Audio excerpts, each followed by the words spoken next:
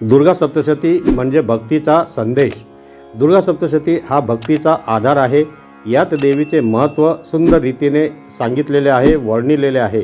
भक्ताला संकटात मार्ग मिळतो, संकटातून निघण्याचा मार्ग आपल्याला सापडतो। देवीची कृपा त्याच्या सोबत राहते। भक्तीने, शक्तीने आणि श्रद्धेने वाचल्यास सर्व कार्य आपले सफल होते। दुर्गा सप्तशती वाचताना भक्तिभाव, श्रद्धाभाव महत्त्वाचा आहे।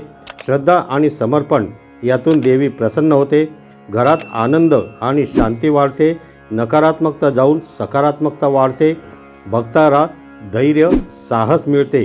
म्हणून दुर्गा सप्तशती म्हणजे भक्तीचा खरा संदेश आहे। तर मंडळी, हा व्हिडिओ जर तुम्हाला आवडला असेल तर या व्हिडिओला लाईक करा, शेअर करा आणि आपल्या चॅनलला सबस्क्राईब जरूर करा। धन्यवाद।